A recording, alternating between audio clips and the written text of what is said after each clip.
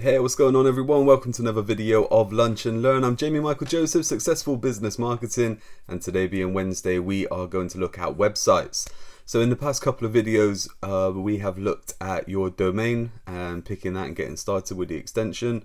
We have looked at hosting as well, so the stuff that puts the website up online. And today we are going to look at actually building out your website. So how do you do this? Well, there's a couple of ways really. Like I've said it in previous videos, you can look at something like Wix, Squarespace, and you can look to build it yourself all in one place with everything taken care of. But what I would suggest really is that you manage it yourself. Now, the domain of the hosting as well, you guys can do this for yourself. You can create this and then get someone else to build your website. There's no issue with that. But what I want to do is just make you aware of a few things so that for one, you can take over if needed, but you also know you're not going to get ripped off. And this is the truth with websites, is that you could pay a couple of £100 through to a good few £1,000 for a website. And in all honesty, most of them are the same website that you end up with. There's nothing too special. Someone might spend a bit more time on certain details. Now this is totally different if you are going to say have an e-commerce shop, or it's going to be optimized for Google search and there's going to be all special things going on.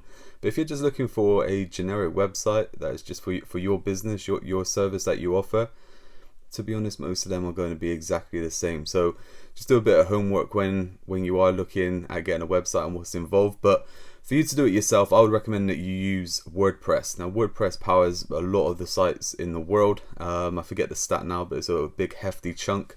And the rest really come from the likes of coders when they would have built websites in the past and they would have kind of coded things all together. We don't really want to go down that route. There's nothing too special that we need to do for a website, when the likes of WordPress is a bit like it's a bit like a Word doc, which you can just start creating your stuff and typing out. It works like there's a bit more to it than that, but it's basically the same thing. If you can create a Word doc or you can create a spreadsheet, it's the same thing when it comes to creating your website. There's a dashboard there. You create the actual look, and this comes down to your themes, and then you put your content in. So all you do with installing WordPress onto your website or creating your website with WordPress is in your hosting panel, it will have applications, and you can set up how you want to develop your website. One of the boxes there will just say WordPress.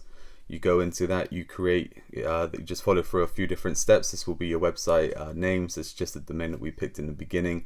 Your hosting, this is your hosting. Obviously you have pointed the domain at your hosting.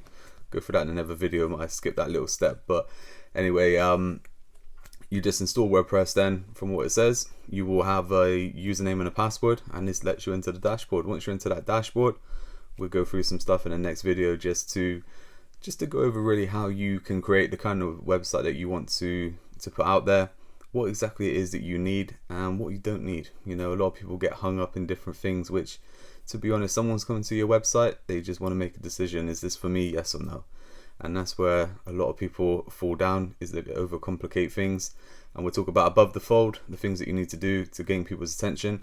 And I'll catch you in the next video. Tomorrow being Thursday, we're going to talk about traffic, so actually getting people to your website or to your offering. And I'll see you then.